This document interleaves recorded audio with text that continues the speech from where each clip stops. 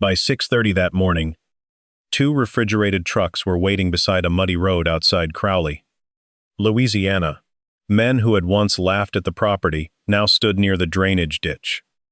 Watching 35-pound sacks of live crawfish come out of water they had called useless. At the edge of the crowd stood Glenn Boudreau, one of the largest rice growers in Acadia Parish. 2 years earlier, Glenn had called the place a mosquito hole. Then he had called its owner a mechanic pretending to be a farmer. Finally, he had brought the man's dead father into it. Now Glenn watched a buyer check another sack, mark the weight on a clipboard, and wave it toward the second truck. Standing beside the scale was Eli Thibodeaux. Mud covered the same pair of tall rubber boots Glenn had thrown at his feet during the auction. Back then, Glenn had said Eli would need those boots more than a seed drill. Now the boots stood beneath a scale ticket carrying Eli's name. 42 sacks had already been weighed that morning. Another 19 waited along the levee. The strange part was that the crawfish were only half the story. A few months earlier, 4 rice trucks had come down the same road. And none of it had happened because the swamp suddenly changed. It happened because one quiet man stopped asking what the land looked like and started measuring what the water could do. In January of 1987, 50 acres of unwanted ground came up for sale through an estate liquidation outside Crowley. The property sat low between an abandoned pasture and a drainage canal. The access road disappeared underwater after a hard rain. Broken levees crossed the land in crooked lines. Cattails, brush, and wild grass covered most of it. The remains of an old pump pad sat near the eastern boundary, half buried beneath weeds. The asking price had already been lowered twice. No one made an offer. At the final sale, the auctioneer stood beneath a metal awning and asked for $3,000. No hands went up. He dropped it to $2,500. Still nothing. Finally, a 31-year-old pump mechanic named Eli Thibodeaux lifted his hand. $2,000. Several men turned around. The auctioneer stared at him. $2,000 for the full 50? Eli nodded. Behind him, someone laughed. Glenn Boudreau leaned against a pickup and shook his head. For $2,000. Glenn said, "You bought 50 acres of mosquitoes?" A few men smiled. Glenn opened the back of his truck, pulled out a worn pair of tall rubber boots, and tossed them onto the gravel near Eli. "You'll need those more than a seed drill." The laughter became louder. Eli looked down at the boots. They were old, but the rubber was still sound. He picked them up and placed them in his truck. Then he signed the papers. He did not have a large farm. He did not own a combine. He did not have a line of credit at the co-op. During the week, he repaired irrigation pumps, welded cracked gates, and rebuilt small engines for farmers who owned more land than he did. His father had worked drainage canals, trapped nutria, repaired levees, and helped neighboring farmers whenever water rose where it was not supposed to rise, but he had never owned enough ground to call himself a farmer. Eli had grown up around rice fields without ever having one of his own. The 50 acres took nearly everything he had saved. After the purchase, he had $16,700 left. That money had to cover equipment, seed, fuel, drainage work, custom field work, and every mistake he had not yet made. His mother looked at the deed on the kitchen table. "You know why nobody wanted it?" "I do." "You know water sits there?" "I do." "You know $2,000 was only the first bill?" Eli looked at the property map. "I do." She waited. "What do you know that they don't?" Eli studied the crooked boundary lines. "I don't know yet." That answer worried her more than a confident lie would have. But Eli had spent years repairing pumps across Acadia Parish. He had seen good farmland struggle because water could not be controlled. He had also seen low ground produce well when a farmer understood where the water entered, where it rested, and where it left. The property was ugly. Ugly did not always mean useless. Sometimes it meant unfinished. The first week, people laughed at the land. At the feed store, Glenn told anyone who would listen that Eli had bought duck mud. At the fuel pump, another farmer asked whether Eli planned to raise rice or alligators. Someone drew a crude picture on the co-op bulletin board. It showed Eli standing waist-deep in water while mosquitoes carried away sacks of seed. Across the top, someone had written, Thibodeaux Swamp Harvest Forecast. Mosquitoes record yield. Eli saw the drawing when he came in for fencing wire. He did not tear it down. He bought what he needed and left.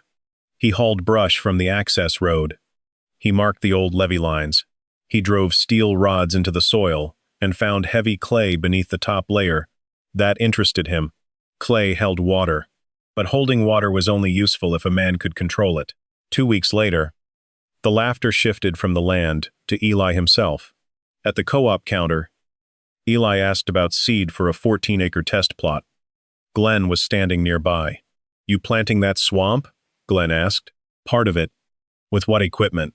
I'll borrow a drill and hire what I can't do. Glenn looked at the clerk. A welder with a borrowed drill is a rice farmer now. The room laughed harder than it had at the auction. Eli placed his order. Glenn stepped closer. You ever level a rice field? No. Ever manage a flood? Not my own. Ever harvested an acre? Not yet. Glenn smiled. That ground is going to teach you something expensive. That part turned out to be true. The third level came several months later. After Eli had already started struggling, a group of farmers gathered at the co-op after a storm. Someone asked Eli how the crop looked. Uneven, he said. Glenn shook his head. Your father trapped that low ground for years. He knew what it was. Eli looked at him. Glenn continued. He was smart enough not to call it farmland. The room went quiet. Eli's father had been dead 5 years. He had never owned much. But he had worked drainage canals, repaired levees, trapped nutria, and helped neighboring farmers during floods. The insult was not only about land anymore. It suggested Eli was gambling away what little his father had left behind. Eli did not raise his voice. He picked up his receipt. The ground will speak for itself. Glenn smiled. It already is. Eli's first mistake was trying to prove too much too quickly. He cleared 14 acres and patched the old levees with rented equipment. He installed a used pump near the canal. He borrowed a drill from a farmer whose engine he had repaired. But the field had not been leveled properly. Water stood too deep in some places and drained away from others. Eli planted before he fully understood the elevation changes. Then heavy rain broke through a weak section of levee. Water crossed the field overnight. Seed washed from one area and collected in another. When the water dropped, weeds came up faster than the rice. Eli tried to correct the problem by pumping more. The extra fuel cost him nearly $300 in 1 week. The pump ran hot. A bearing began to fail. He shut it down, rebuilt it, and lost 2 more days. By June, the field looked like 3 different farms stitched together. One section had a respectable stand. Another had thin rows and heavy weed pressure. The lowest ground held too much water for too long. At the edge of the field, Eli knelt and pulled a weak rice plant from the mud. Its roots were shallow. He did not blame the seed. He did not blame the rain. He did not blame the swamp. He went home and opened a cheap school notebook. On the first page, he wrote, Field too uneven. Levees too weak. No dependable outlet control. Planted before system was ready. Tried 14 acres. Understood. Maybe 4. The crop did not completely disappear. That would have been easier emotionally. Instead, enough survived to show him what might have worked if he had done the job correctly. The harvest was too small and uneven to justify bringing in a combine. A neighbor cut the best section as a favor. After fuel, seed, fertilizer,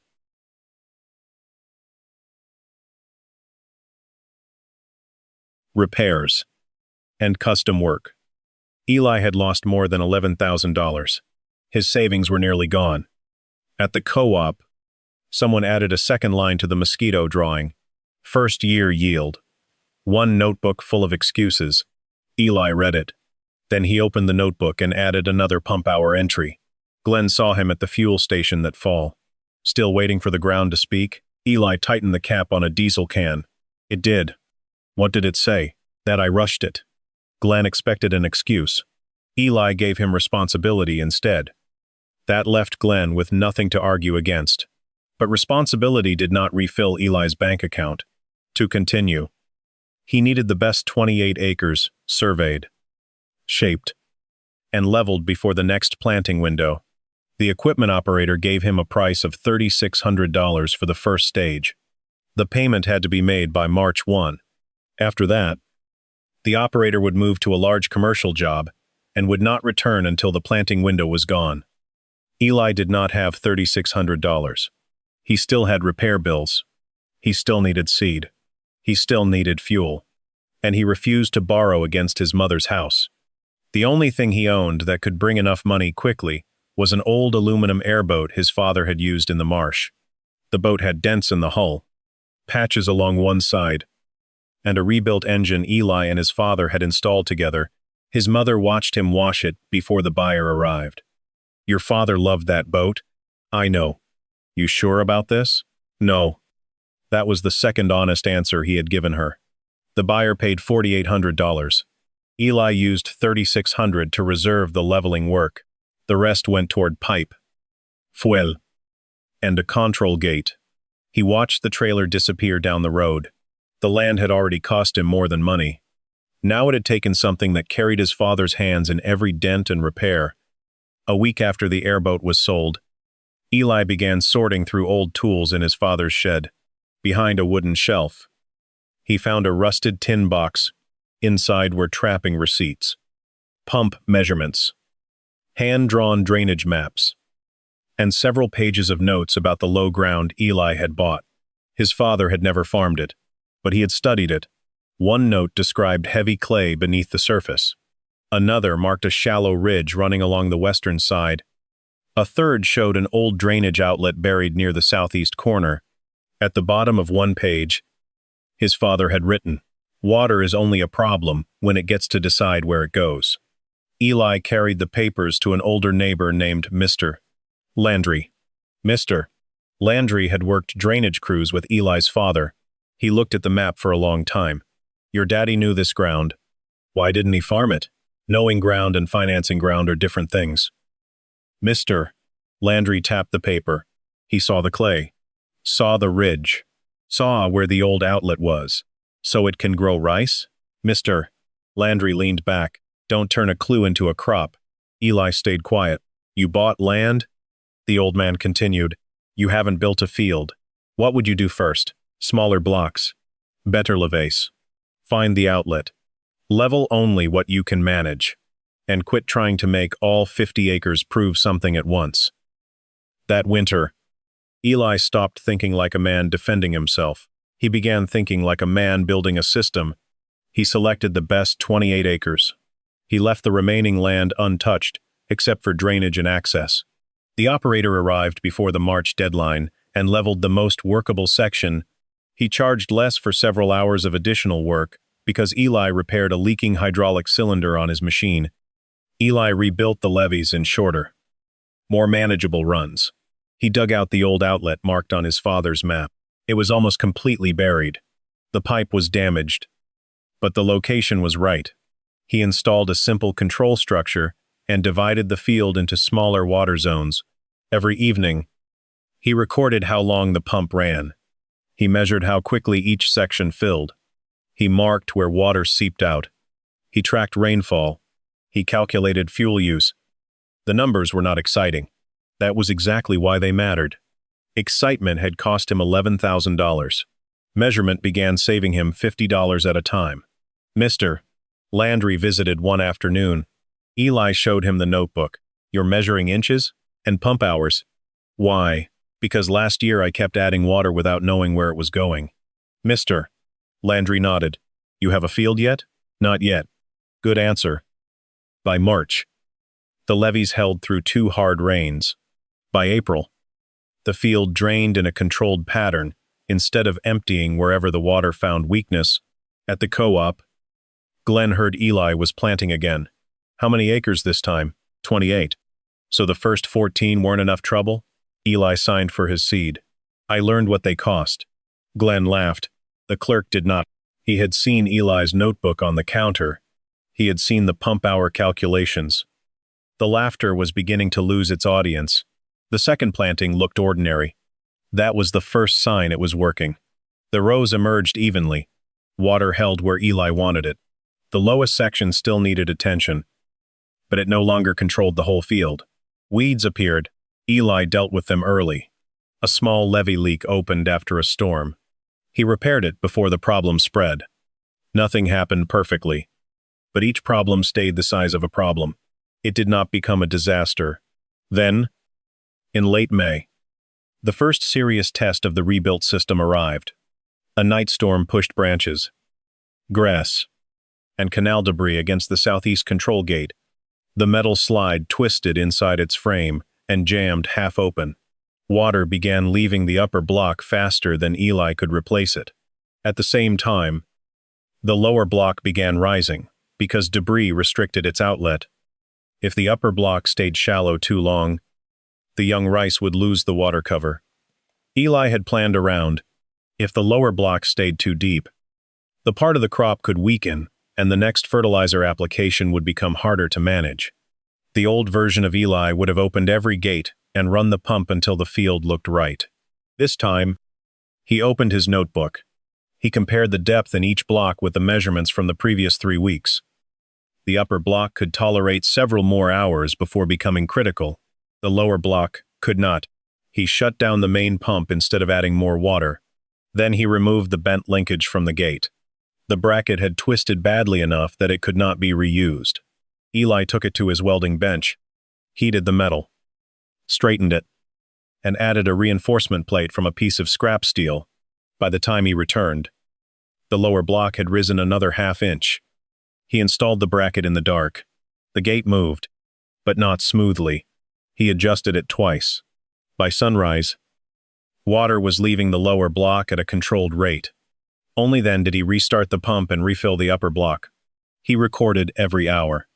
The repair cost him 1 night of sleep, $32 in fuel, and a piece of scrap metal. More importantly, it showed him that the rebuilt field could survive a failure without turning one broken gate into a ruined season. Mr. Landry came by that afternoon. Heard you had trouble. Gate jammed. Lose anything? Time. Mr. Landry looked across the field. That's cheaper than a crop. Eli nodded. At the co-op, Glenn heard about the problem. 2nd year and his gates are already failing. The clerk answered before Eli could. Gate failed. Glenn looked at him. Field didn't. No one laughed. The second planting continued. The rice stood evenly across most of the 28 acres. The lowest section still needed attention, but it no longer controlled the whole field. Glenn drove past the road in June. He slowed down. The rice stood green, and even across the field. He did not stop. At the co-op, someone mentioned it. Glenn shrugged. Green rice isn't harvested rice. He was right. Eli knew it too. A good-looking field could still fail from disease, weather, lodging, poor timing, weak grain quality, or a road too soft to carry loaded trucks. Eli continued recording costs. He did not borrow against his mother's house. He did not buy machinery he could not afford. He arranged custom harvesting before the crop was ready. The operator agreed to come if the field could support the machine and the access road stayed usable. That created the next pressure point. A week before harvest, rain soaked the road. A loaded grain truck would sink if Eli did nothing. He spent 2 nights hauling crushed limestone in a borrowed trailer. His back hurt. The truck's transmission began slipping. On the 2nd night, Glenn passed in his pickup. He stopped beside Eli. You building a road for one crop? I'm building a way out. What if the yield isn't there? Then the road will still be. Glenn looked across the field. For the first time, he did not laugh, but he did not apologize either.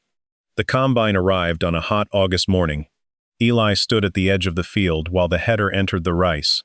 He had waited nearly 2 years for that moment. The first pass looked clean. The grain tank began to fill. The operator stopped after several rounds and checked the sample. Moisture was acceptable. The kernels looked sound. The yield was not extraordinary by Parish standards. It did not need to be it only needed to be real. The first measured section averaged just over 126 bushels per acre. The better blocks rose above 130. The weakest section stayed below 110, across all 28 improved acres. The field averaged approximately 128 bushels per acre. That produced a little more than 3,500 bushels of rice. It was not a parish record. It was not enough to make Eli wealthy, but it was enough to require 4 full truck trips to the mill. The first truck turned onto the road just before noon. The second arrived later that afternoon. 2 more made the trip before the harvest was finished. At the mill, men who knew the property name looked at the scale tickets twice. One of them asked the first driver where the rice came from. Thibodeaux Place. The swamp? That's what they call it. By the second day, word had spread through the parish. The co-op clerk removed the mosquito drawing from the bulletin board. He did not throw it away. He folded it and placed it under the counter. In the same spot, he pinned a copy of Eli's first accepted scale ticket. No one wrote a joke beneath it. After custom cutting, hauling, drying deductions, seed, fuel, fertilizer, and the repair costs from the season, the rice did not erase Eli's first-year loss, but it covered the operating costs of the successful crop, paid several overdue bills, and left him with enough cash to prepare the next stage without borrowing against his mother's house.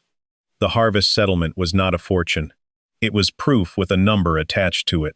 Eli did not claim he had discovered a miracle. The crop had worked because he had improved 28 acres. It said nothing yet about the other 22. It did not prove every wet field could become a profitable rice field. It did not guarantee the same yield the next year. The proof was valuable precisely because Eli refused to make it larger than it was. At the co-op, a farmer who had laughed at the auction approached him. "How deep did you hold your water?" "Depends on the block." "You split it?" "4 controls." "What did the leveling cost?" Eli told him. "What did it average?" 128 across the 28 acres. The farmer looked surprised. Even with that weak south block, that block pulled the average down. Across the room, Glenn listened. Then he said, "One rice crop doesn't make swamp valuable." Eli looked at him. "No." Glenn seemed surprised. Eli continued, "It makes rice possible." That answer kept the story honest. The land had passed one test. Now Eli intended to give it another.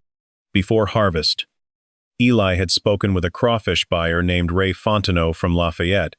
Ray did not care about inspirational stories. He wanted reliable supply. He asked practical questions. Could Eli hold water through the fall? How quickly could he adjust depth? Was the drainage canal dependable? What condition would the rice stubble be in? Could trucks reach the field during wet weather? Would Eli keep harvesting records? Ray explained that rice residue could support a crawfish production cycle after harvest, but only if the field was managed correctly. The rice crop did not automatically create crawfish income. Water timing mattered. Quality mattered. Vegetation mattered. Predators, low oxygen, and unstable water could destroy the plan. Ray made no promise. "Get the field flooded right," he said. "Run traps. Keep records. Then call me." Eli prepared 24 acres. He flooded slowly. He monitored the field. He checked the water instead of assuming the color looked right. He spread traps in measured lines and recorded what each section produced. The first pulls were disappointing. Several traps came up nearly empty. A section near the outlet produced small crawfish. Another area showed signs of poor water movement. For several days, Eli feared the rice success had hidden a second failure. Glenn heard the early traps were weak. At the feed store, he smiled. "Guess the crawfish didn't hear about the miracle." Eli bought bait and left. He adjusted the flow. He reduced pressure on the weak section. He moved traps. He tracked size instead of celebrating raw numbers. Slowly, the catch improved. Then it became consistent. Not everywhere. Not every day. But enough of the field began producing marketable crawfish at a dependable rate. Eli called Ray. Ray arrived in a white pickup before sunrise. He brought his own scale and a clipboard. He did not begin by talking about price. He walked the levees. He inspected the road. He checked several traps chosen at random. He asked Eli to show water records from the previous month. Then he pointed toward the weakest section. What happened there? Eli could have hidden the early problem. Instead, he opened his notebook. Poor movement. First traps were small. I changed the flow and pulled pressure off that block. Still producing less? Yes. Ray turned a page. You wrote it down? I needed to know if the change worked. Ray checked more traps. He separated several crawfish by size. Then he stood beside the truck and calculated quietly. Glenn had driven down the road after hearing the buyer was there. He parked outside the gate, but remained close enough to watch. Ray finally looked at Eli. I can take today's catch. 1 pickup, every legal size sack you can produce at this quality. For how long? As long as the size and condition hold. Eli did not smile immediately. What happens if they don't? I reduce the order. What happens if your truck is late? You call me. What happens if I increase production? You tell me before you promise it to somebody else. Eli nodded. Ray held out his hand. This isn't a favor. I didn't ask for one. That's why I'm offering. They shook hands. Glenn watched from the road. The first buyer had not purchased Eli's story. He had tested the system. The contract was small enough to be believable, and large enough to matter. Eli needed to supply consistent sacks during the early season. Then, 3 days of hard rain tested every improvement he had made. The drainage canal rose. Water pushed against the outer levee. Near midnight, the level in the field climbed faster than the canal could carry it away. The old outlet became the center of a decision Eli could not avoid. If he kept the control gate closed, pressure might break the softened levee. If he opened it too far, water would move quickly enough to pull crawfish out of the productive blocks and scatter them toward the drainage section. The buyer was scheduled to return the next morning. A levee failure could destroy weeks of work. A full release could save the levee, but ruin the harvest pattern. Eli stood in the rain wearing the old boots Glenn had thrown at him. He held a flashlight over the notebook and compared the current depth with the levels recorded after smaller storms. The numbers told him the field could tolerate a limited release. Not a full one. He opened the gate 6 inches. He waited 15 minutes. The pressure dropped only slightly. He opened it 2 inches more. The outer levee stopped rising. Then the borrowed tractor he was using to carry clay lost hydraulic pressure. Eli shut it down. He could have continued using it and risked damaging the pump. Instead, he repaired the leaking hose under work lights. Every hour he spent on the tractor was an hour. The levee remained vulnerable. Every hour he spent on the levee was an hour. The tractor stayed useless. The pressure did not come from a villain. It came from the work itself. That made it more dangerous. At 4:20, Eli got the tractor running. He packed the weakest section. He reduced the gate opening as the canal level began to fall. Badum. The levee held. But the field had been disturbed. The first trapline produced less than expected. Several sacks contained more small crawfish than Ray had agreed to accept. Ray's truck was already on the road. Eli had a choice. He could combine smaller crawfish with the better sacks and hope the buyer did not notice. Or he could load fewer sacks and admit the storm had reduced quality. When Ray arrived, Eli showed him the short count.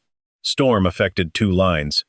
Eli said, "These sacks meet what we agreed on. The others don't." Ray checked them. "You could have mixed them." "Yes." "Why didn't you?"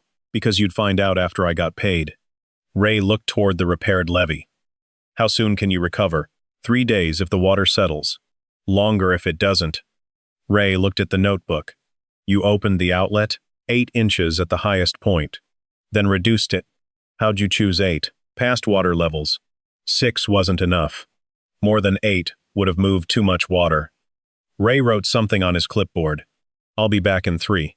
Glenn had expected the buyer to leave. Instead, Ray returned exactly 3 days later. The recovered field produced its strongest pull of the season.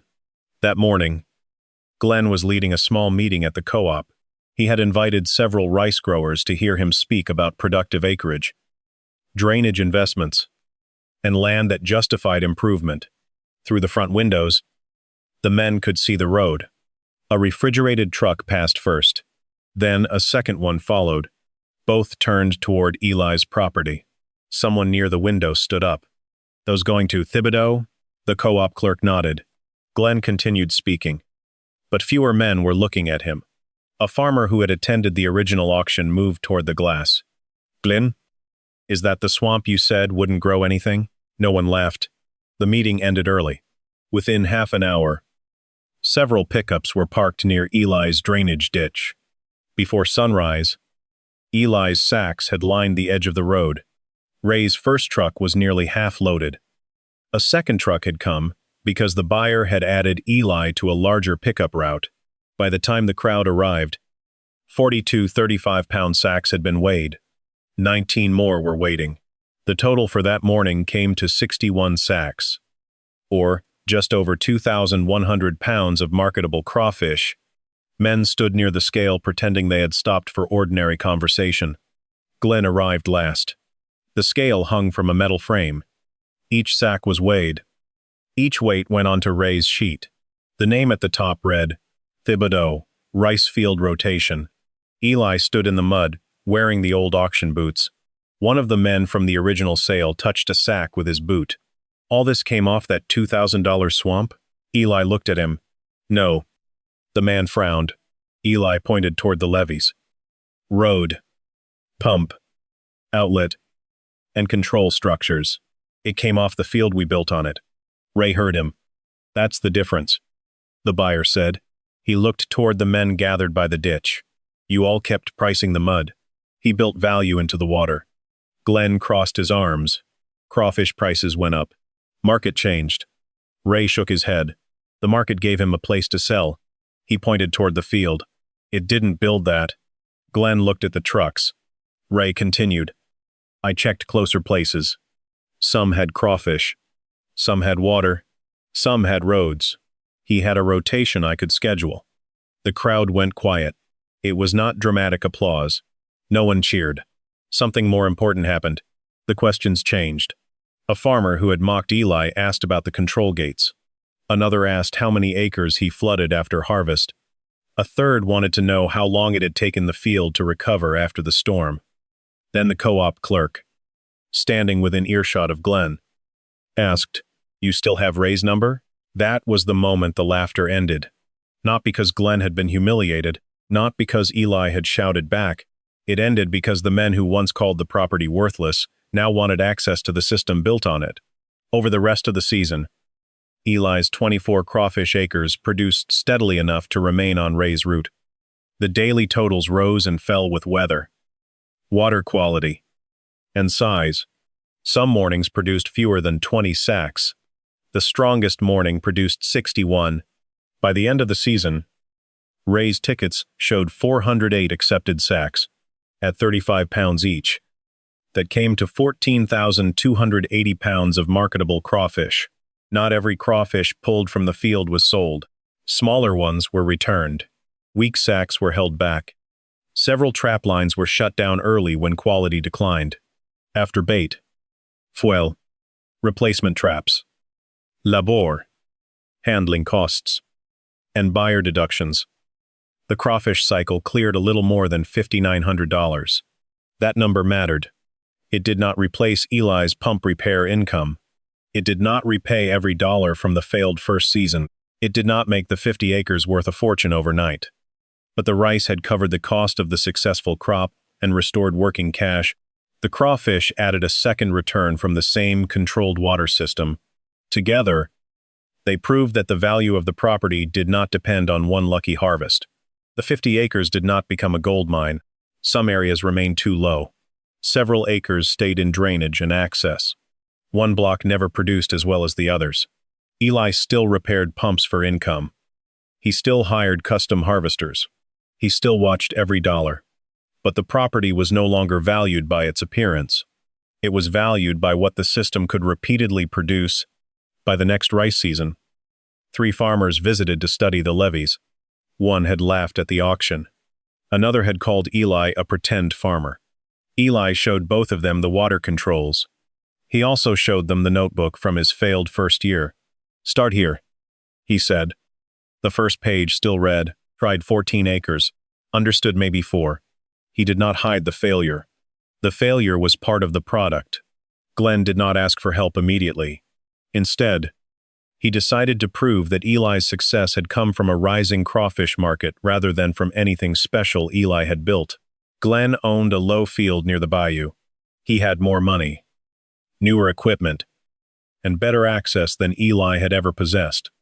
He repaired one levee, flooded the field after rice harvest, purchased traps, and told several people at the co-op that he would have commercial crawfish within the season, but Glenn copied what could be seen.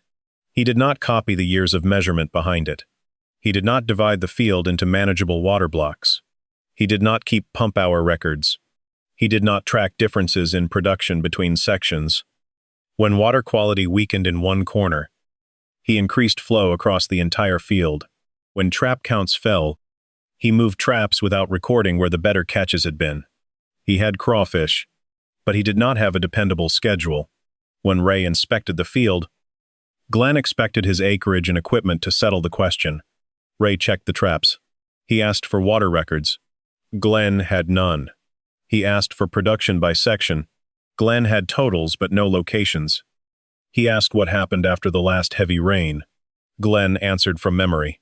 Ray closed the clipboard. You've got crawfish. Glenn waited. But I can't schedule a route on what you remember. I've got more acres than Thibodeaux. You do. Better road. You do. Newer pump. Ray nodded. You bought equipment? He built predictability. Ray did not reject Glenn forever. He told him what evidence would be required before a regular purchase agreement could be considered. That made the consequence harder to dismiss. Glenn had not lost because the market punished him. He had lost because he had treated a system like a shortcut. Several months later, he found Eli alone at the co-op. There was no crowd, no buyer, no scale ticket. Glenn set a bag of seed on the counter. That low field of mine near the bayou. He said, Ray won't schedule it. Eli waited. He says I need production records by section. He does. And better control on the south block. You do. Glenn looked toward the bulletin board. The old mosquito drawing was gone. Eli's rice scale ticket remained pinned in its place. You think rice crawfish can work on my field? Eli considered the question. Maybe. Glenn waited. You'd have to check the soil, drainage, access, and where the water is moving. I thought you'd say the market changed. Eli looked at him. The market changes every year. He picked up his receipt. The ground doesn't become good because the price goes up. Glenn's expression tightened. He knew the sentence was meant for him, but Eli had not spoken it cruelly. What does make it good? Glenn asked. Knowing what it can do. And what it can't. You'd show me? I'll show you the system. Glenn waited for more. I won't guarantee your ground. That was the condition. No promises. No false labels. No pretending one farm was identical to another. Glenn nodded once. Then he said the words he had avoided for 2 years. I was wrong about your place. Eli did not force him to say more. He did not remind Glenn of the auction. He did not mention the bulletin board. He did not repeat the insult about his father. He simply answered, You were wrong about me first. Glenn lowered his eyes. That too. Eli held out his hand. Glenn took it. The handshake did not make them friends. It did not erase what had been said, but it ended the argument honestly. That evening, Eli returned to the shed behind his mother's house. He placed his father's old drainage notes on the workbench. Beside them, he set 3 notebooks of his own. The first contained mistakes. The second contained rice records. The third contained water levels, trap counts, buyer weights, and storm repairs. Near the door stood the tall rubber boots Glenn had thrown at him during the auction. The soles were worn now. The mud had dried along the sides. Eli did not display them like a trophy. He did not throw them away. He left them where useful things belonged. His father's note remained visible beneath the notebooks. Water is only a problem when it gets to decide where it goes. Eli had once believed the note explained the swamp. Now he understood it explained more than land. For 2 years, other people had tried to decide what the property was worth. They had tried to decide whether Eli was a farmer. They had even tried to decide what his father had understood. Eli never defeated them with a speech. He gave the water boundaries. He gave the field time. He gave the buyer records. He gave the first failure a place in the notebook instead of hiding it. Then, he let 4 rice trucks and 2 refrigerated crawfish trucks travel down the same muddy road. The first trucks carried more than 3,500 bushels from land that had once produced little beyond weeds and jokes. The later trucks carried sacks from a crawfish cycle that had been tested by storms, short counts, buyer inspections, and Eli's refusal to hide weak product. The rice proved the swamp could grow a crop. The crawfish proved Eli had built a system. The land had not been useless. The $2,000 price had not made it valuable. The rising market had not rescued it. The old map had not solved the work for him. And his father's note had not guaranteed that Eli would succeed. A quiet man had failed on the ground, measured why he failed, sold something he loved, rebuilt only what he could manage, and accepted that some acres might never produce as well as others. He had turned a damaged gate into a controlled repair. He had turned a rising canal into a measured decision. He had turned a weak crawfish pull into an honest conversation with the buyer. And he had turned public laughter into questions asked beside a working scale. They laughed first. The first crop humbled him. The second planting tested him. The rice harvest proved the field. The crawfish proved the rotation. And Glenn's failed imitation proved something money could not hide. Land did not become useful because a wealthy man approved of it. A farmer did not become competent because a crowd stopped laughing. Value appeared when knowledge, records, labor, and time became dependable enough for someone else to trust. By the time the crawfish trucks arrived, the whole parish was no longer asking why Eli Thibodeaux had bought 50 acres of swamp. They were asking how he had known what to build there. Eli knew the answer was not as simple as they wanted. He had not known. He had failed until the ground taught him what it required. Then, unlike the men who had laughed, he had written the lesson down.